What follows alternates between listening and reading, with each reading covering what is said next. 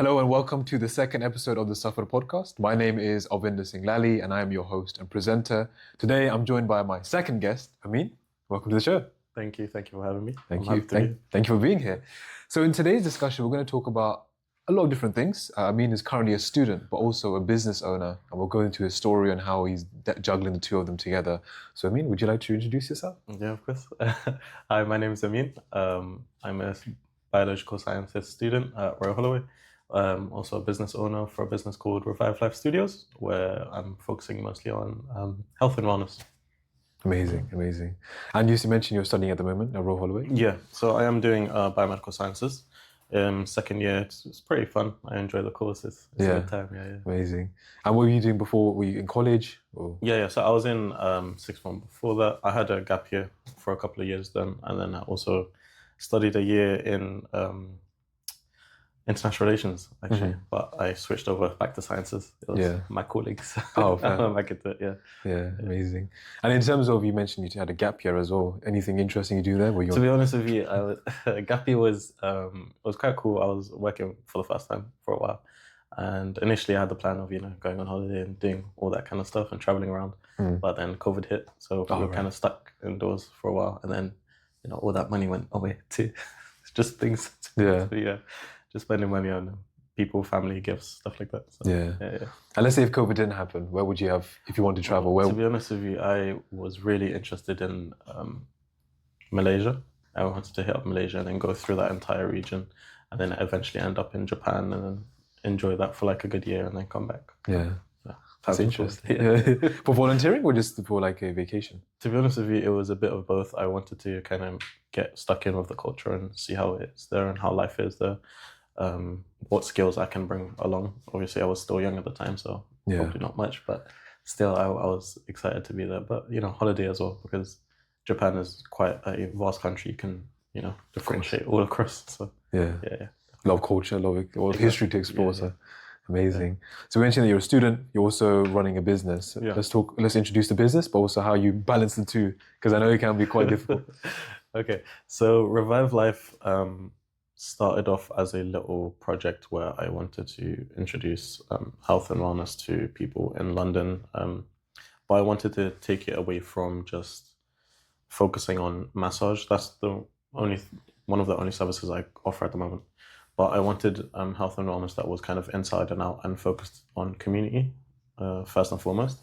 So what I was planning to do was having something like events running and a community gather together, and then also have a space where people can, experience, holistic health, whether that's massaging and cupping therapy, or that's like nutrition and other things. Like I'm trying to venture out into mental health in the future.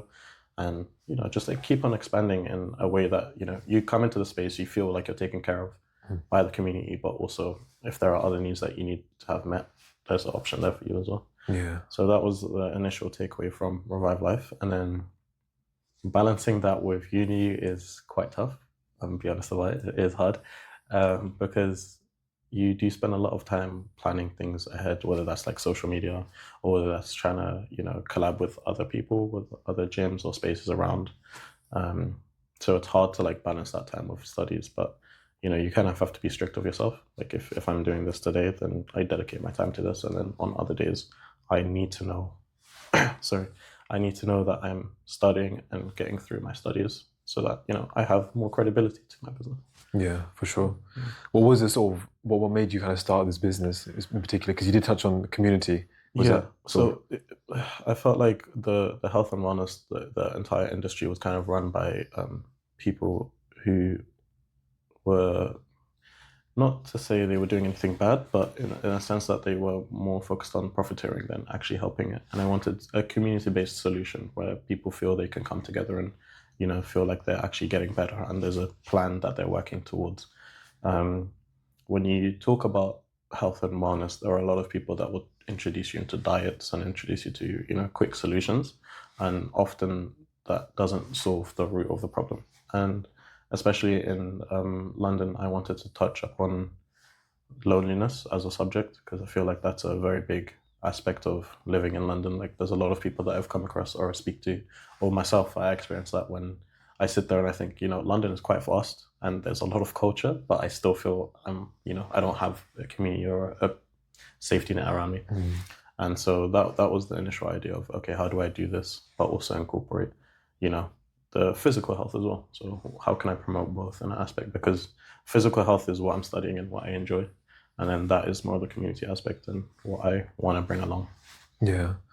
So you envision this whole business to grow in terms of building a community, like would that involve like networking events or? Yeah, for sure. So I do want to do a lot more networking events. I've had a couple of pop-ups here and there, and it's pretty fun because you meet quite a diverse range of people.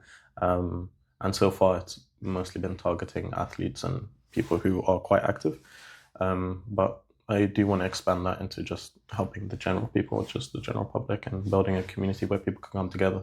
And even, so I had an event during Men's Mental Health Month where I had a men's hike. So I was trying to bring people together to, not necessarily having to talk about things, but just to make sure that people feel like, hey, there's other people who experience the same thing. And I feel safe enough to come here and, continue living my life. Knowing that there's people there for me. And it goes back to the whole narrative of being authentic, and that's what the SAFR network is built around. Having that sort of authentic conversations, talking about these issues, these real world issues. Talk about like the loneliness epidemic, and how you've experienced that firsthand, and you're finding a solution to it, which I think is very brave. I've tried. Yeah, thank you. But I do see on your Instagram you're going to strength. You're with your clients. I really am trying. I think it's quite tough initially because how do you reach this audience that might not be interested or might not look at your space to come to first, when there is plenty of other solutions that people want to go to. There's people that talk about, oh, let's get you on this quick diet, you'll feel better, and you won't have to experience these problems anymore. And that's always the most appealing solution, whereas like I'm trying to provide a space rather than just here's a 5-minute or an hour diet and you'll be fine. So it's about trying to compromise and trying to balance the two, really. It's more so like a holistic lifestyle they can follow, rather than a quick fad. Exactly. Do this workout for 2 weeks and you get 6 packs. Exactly. Amazing. Sure. And then in terms of the current stage of the business right now, so did you just set it up? How long ago was that? So I set it up in November. Initially there was a lot of planning. So in December I kind of stopped activities while I was finishing up what I had in mind. There was a lot of people that I tried to reach out to connect with. It's quite difficult because when you first start, you don't have that kind of credibility to what you're bringing to the table. And so you have to hope that there's somebody who's going to take a chance on what you do and, trust you in your work and what you're trying to bring to the table.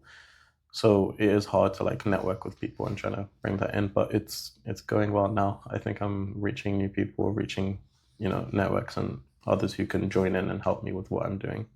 Hopefully I'm trying to, bring in people who have the same vision and want to do the same thing, where they're trying to help the community, where they want London to be a friendlier, nicer place, and then also there's the physical aspect, and because that ties in a lot with your mental health as well. So kind of just growing from, because I did notice your Instagram page started quite recently, but the branding and marketing I think is very nice. I appreciate it.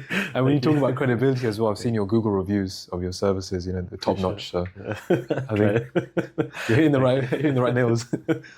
I've tried. Yeah, it is hard, but it's fun. I don't take that away. I mean, there are times where you think, am I doing the right thing? Is this what I want to push forward with? Because sometimes you hear like pin drop silence, but you have to trust yourself and what you wanted to bring to the table. And I definitely know there's a lot of people who can benefit from it. That's why I'm trying to push forward. How would you sort of, if someone works like, let's say, a job, they're working back to back in terms of like long hours and whatnot, how would you integrate? I'm sure when it comes to sort of health and fitness, it needs to be specialized for different people depending on their conditions and such. So what would, I know I'm kind of like nuancing it, but what would be your sort of advice, or what would you recommend for them? So for me, like the big four is, sleep good, eat good, no stress, and just a bit of exercise. That's like my main big four. And essentially what I believe is if you incorporate those big four into your life wholeheartedly in every aspect, then you probably wouldn't need my services anyway, because those four are the biggest thing that people struggle with. It's okay, they're not stressed out, but they're not eating too good, or they're working long hours, so they're not getting enough sleep. And you'll realize, like, once you nail those 4 down, as hard as it is, once you nail those 4 down, you're good. And for me, my service, I mean, I encourage that a lot. If you need extra support and help, that's where I come in.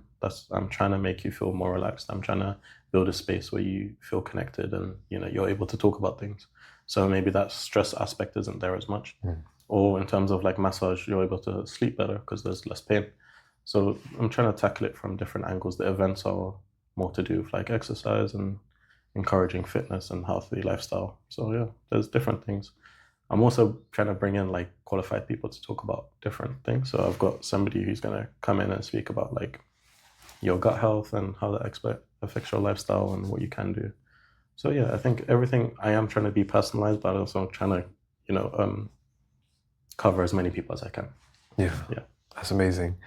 Could we maybe go into detail a bit more about the 4 that you mentioned? And how, let's say, how the issue arises and how it can be solved?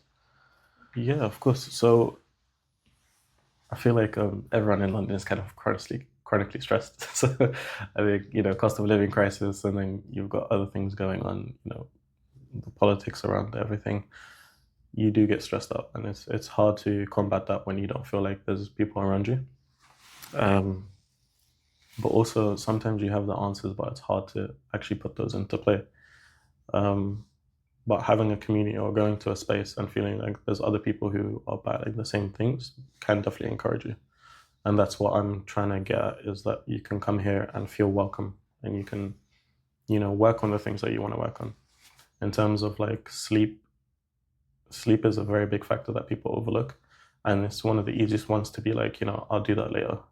Or, I'll wake up early today and I'll get to work and then, stay up because there's a game on or something's going on. I need to go out with the boys. And you just come back late and then you can just put off sleep.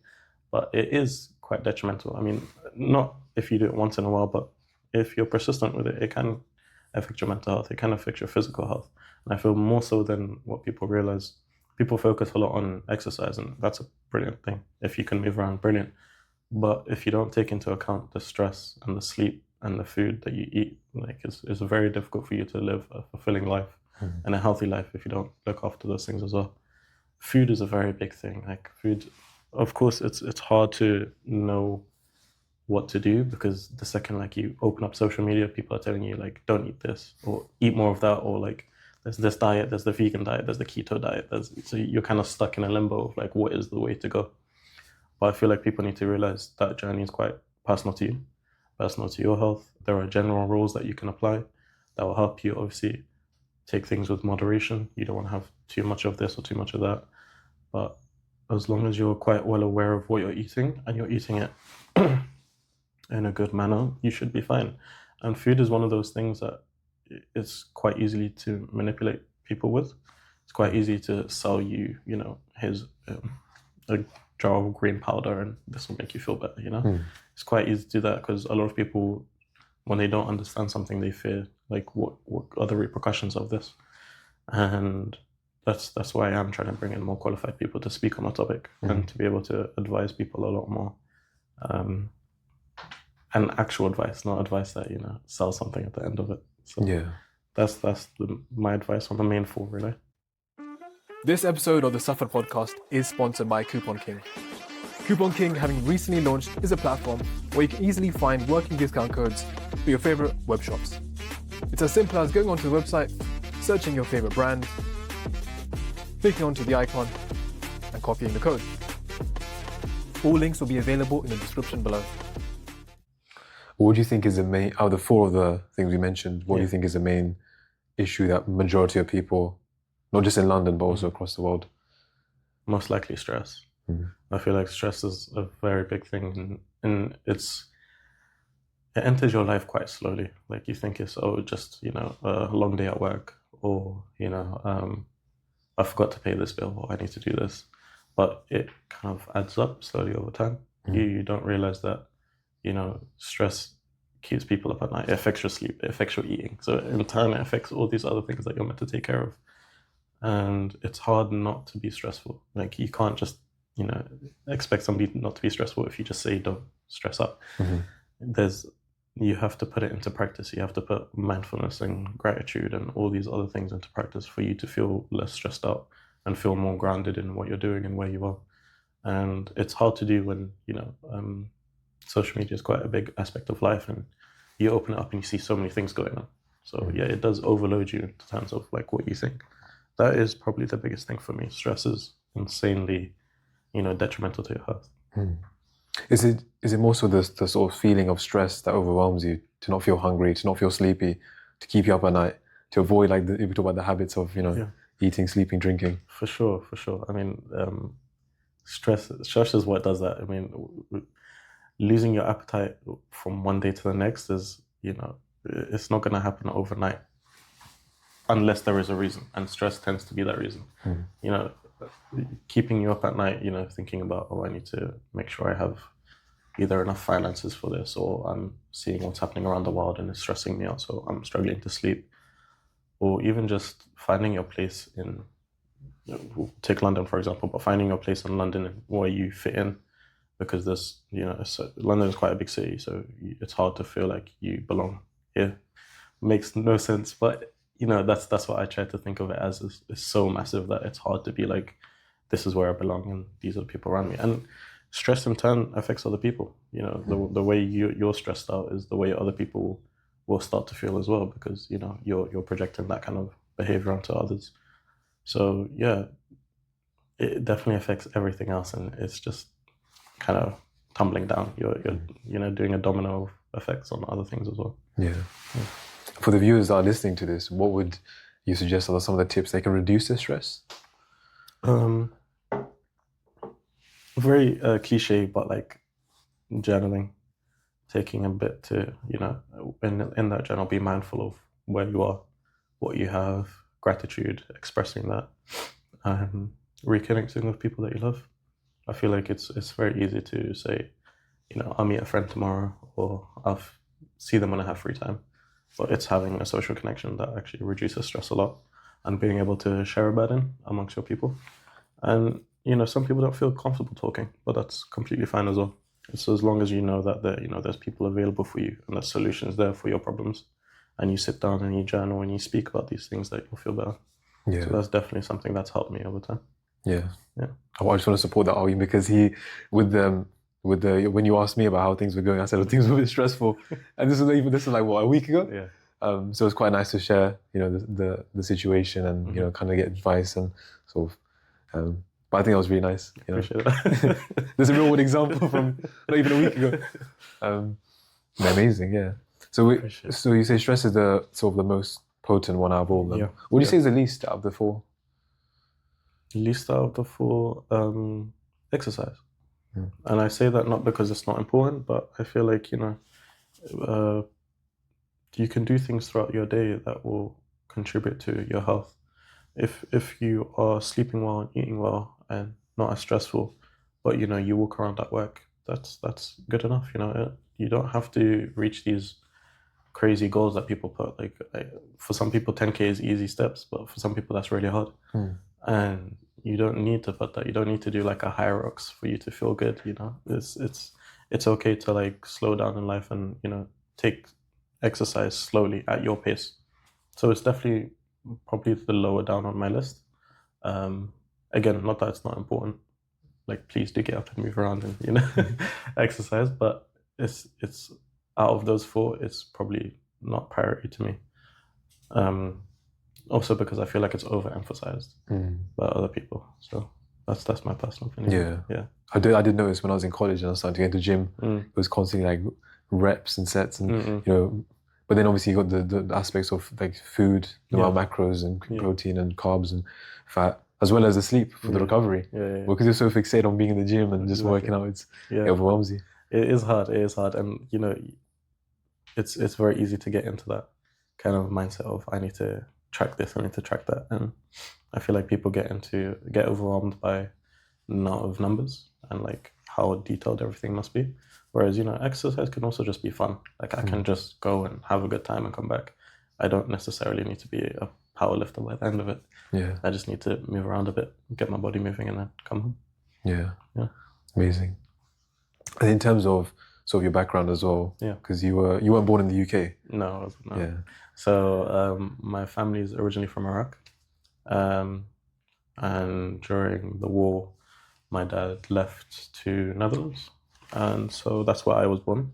My older siblings were born in Iraq before they left, and then we traveled from the Netherlands when I was roughly 6 years old and came here. And now I have a younger brother, so we're all born in kind of different countries. But yeah, my background being Iraqi shapes a lot. I feel like growing up, I'm thankful to be brought up in a multicultural society, especially in my area, like in Wembley, is you hardly find your stereotypical white man. It's mostly like ethnics of all cultures. So it's quite nice. You don't grow up feeling isolated as much as you think you would. My culture brought a lot of my morals to me, and what it means to interact with people and how you take life.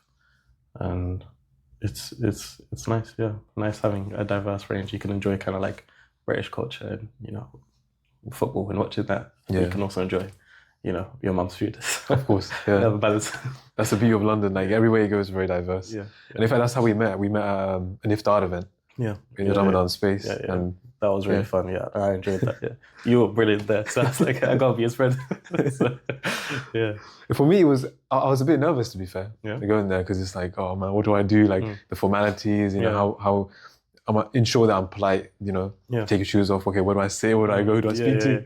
Yeah. But everyone was super nice. It was really nice to be there. Yeah, the event definitely was nice. And to be honest, you were quite respectful the whole time there. I don't think you did anything wrong at all.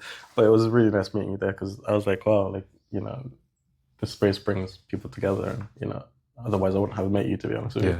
So it's quite crazy how you can meet somebody and feel like, okay, this is quite nice. I want to be this person's friend. And the food was immaculate as well. Yeah. Especially because I tried that day, although I drank water, I didn't have any food. Yeah. Because I can't go without water. I'm sorry. Yeah, but it's hard. I get it. But when you have that first date, you drink the water, you feel relaxed. You're like that. Yeah. No, it's good. Yeah. Amazing. And in terms of your future for the business and for obviously you're still studying as well, what do you sort of see for the next? So I've got another year of studying. So I'm kind of trying to get to the end of that line. But I enjoy what I do. I enjoy what I study. And to be honest, there's a lot of prospects in what I can do and what I want to go into. I'm not too sure if that's, dedicating full time to the business or that's, venturing off. But the business itself is quite important to me. And I really want to expand into eventually setting up my own space and having a location where people could come and feel welcome in, and then building this community. Like there's a lot of brands that I kind of look towards and I enjoy for the fact that it's mostly their community as opposed to their products and what they're selling. It feels nice. Like you have run clubs now, so blowing up and it's really popular. You also have like indoor wall climbing, which is really cool, and it brings people together. It brings people that you would have otherwise not met, and that's what I'm trying to build and expand on, and hopefully in the future have enough people that want to get involved and want to meet up and want to, enjoy life together and enjoy London together because it has a lot to offer. As stressful as it is, it has a lot to offer. So, yeah, that's probably my future for both of those. Yeah. And talking about events, you're planning an event soon? Yeah. So I do have, I have a couple of events that I'm planning, hopefully towards the end of next month. I want to do Seven Sisters hike. So, if you guys are interested, drop down. It'll be really cool to have around there. It'll be a nice hike around, Dover. We'll see the Seven Sisters. It's quite a long hike, but it'll be fun. I also have a couple of people who come from various backgrounds. There's people who are going to talk about philosophy. So it's nice to bring people together, just have a conversation. Or people, as I said, like the one about, your gut health. They're going to be speaking about that and how important that is and, ways it infects your body more so than you expect. So yeah, my events are going to be ranging across all of that. I have indoor wall climbing coming up as well. I'm really excited about all these kind of things, but yeah, I think it's going to be fun and I think it's going to be a nice place for people to come together. Yeah. In terms of signing up or showing interest for the event, how would someone, the viewers or friends? There's going to be a list that I'm going to publish on my page, and then if you can just type in your email or type in your number with your name, and then I'll be able to send more details on like when the events are, the dates, and everything like that. And then that way people can sign on when they feel comfortable. Yeah. Amazing. Thank you, man. I appreciate it. So good. I'm looking forward to it. Thank you. It will be great to have you too, honestly. Yeah. I'm excited. I think it's nice because it also brings along like my friends and my group of people. And so it's nice to like diversify it. Meet new people that I haven't met before. Yeah. So, bring a friend of a friend. Yeah. Bring the whole family. Bring the whole family. So yeah, it'll be a good time. But I think it marries quite well with what we said about community. Again, that was one of the points we started with. Yeah. Saying that although you're in London, it's so vast and so many people, but sometimes you can feel a bit isolated. Exactly. Yeah. But you're going from experiencing not having that sense of community to actually building your own community. Yeah. Which I think is a very powerful thing. Yeah, I think I got taught a while ago. It was just instead of trying to change the world, just change the corner that you live in. And that's been like my motto ever since. It's like I have a little corner and I'm trying to build on that. And maybe in the future it affects the world, but for now I'm just happy to affect the community that I live in. So yeah, that's my main goal, and it's nice. Yeah, for sure. And just to recap, sorry, are your services only available close to Wembley? Or? No. I'm all over London, to be honest with you. Yeah. I'm a mobile service, so I travel right now everywhere across London. Later in the future, I will be having my own space, and people could come to there, but I'll still continue to have mobile services because I know it's hard for some people to travel. And the events, they won't necessarily have to be limited to one place or have to be far. Sometimes they can be online as well. So I'm happy to offer a range of services as long as people feel connected and like this is what they want to go for, then I'm happy to provide. Yeah. So what does an online service look like? Is it more so like a call or consultation session? Yeah, so it would be a consultation session. As I said before, I want to get into like mental health as well. So I'll be bringing in a lot of practitioners who are able to help people in that aspect. And then that way they'll be able to provide those services online as well. For massage, I think the easiest way would be like a consultation and then mobile service after. I do cupping as well, and then we're trying to venture out into physiotherapy and acupuncture. So there's quite a range in terms of that. There's also nutrition. That's quite easy to do in terms of like online and providing that service online. But also if you're comfortable and you want to come in, then yeah, by all means, yeah, it'll be nice. Yeah. Yeah. You touched on a couple of services that you provide. So obviously the consultation, talking about the client itself and what they need, his or her needs. And then you talk about, in terms of actual, like you say, physical therapy. Yeah. So what are those different things that you provide? So currently we do different types of massage. We do Swedish, deep tissue. We do sports massage. So I work with a couple of athletes, getting them out of rehab or injury prevention. So we work with that kind of diverse amount of people. And then we do cupping therapy. Now cupping therapy can also relate religiously, because this is something that's been practiced for many years, and in Islam it's a quite important thing to do, but I also want to do it in a way that's honest. So I feel like a lot of people that promote cupping promote it for the wrong things because it sounds good. So they say things like detoxifying your body, and scientifically that's incorrect, because you have organs that do that for you, so you don't need to go to cupping for that to happen.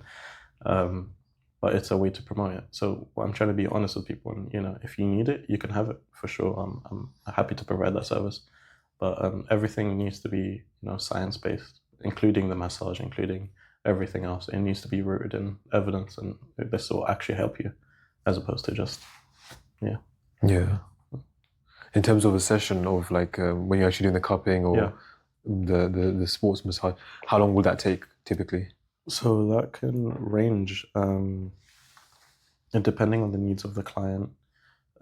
Sometimes I'm quite open with just having an open session, and an hour and a half can go by, and then we'll pack up.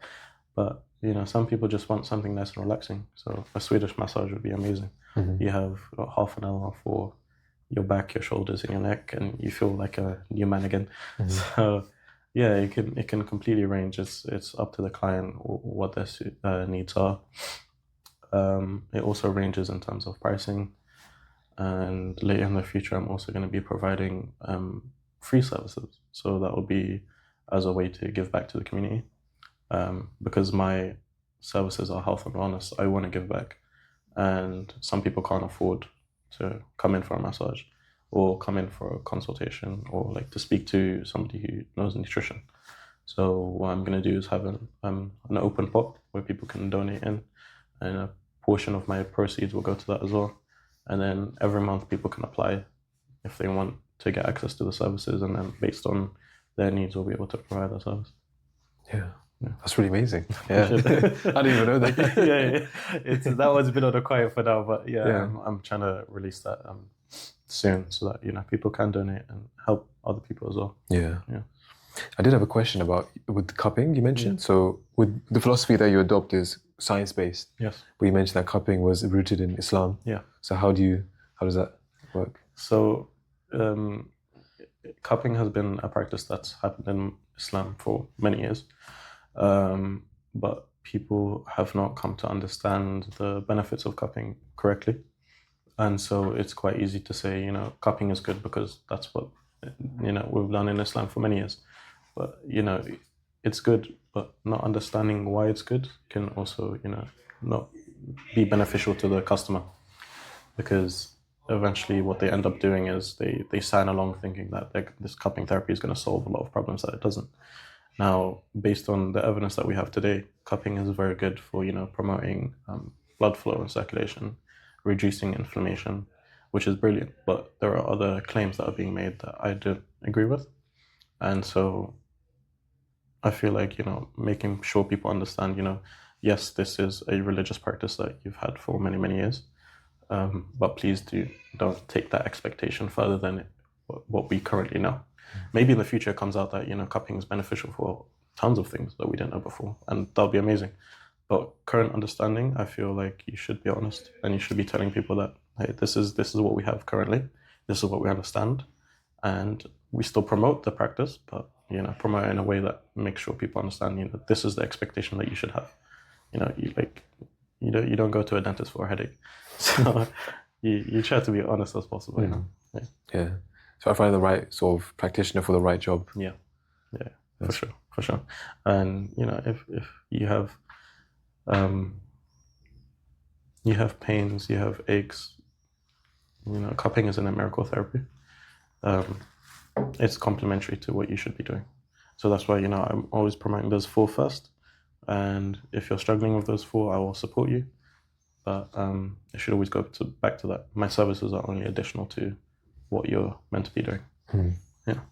And so tracking back to the services and the sort of the big 4 that you mentioned. Yeah. Does it vary between like gender and age, or do you think it's quite consistent in terms of like stress being the biggest? I feel like it's quite consistent. When you're younger, you're kind of stressed out about different things, Sets. Exactly. GCSEs, all of that kind of stuff. So you're thinking, like life is, really stressful, and I can't go out today. My mom said no, and that's like your biggest stressor in life. And then you grow up, and it turns out to be jobs and money and assets and whatnot. But it's pretty consistent. I feel like kids are much better at getting sleep than we are. Food-wise, they kind of just eat what's given to them. So, but to be fair, age, gender is quite consistent. I feel like there's differences in what is the cause of the stress. So women and men vary differently in what their cause can be. But in terms of what is the main factor, stress is consistent all the way. Yeah.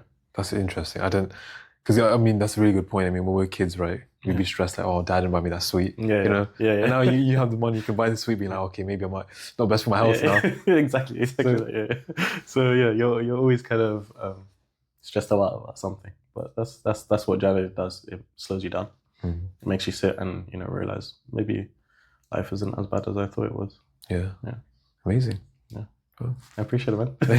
Thank you for coming on. I really appreciate the conversation. Thank you for having me. I'm having a good time.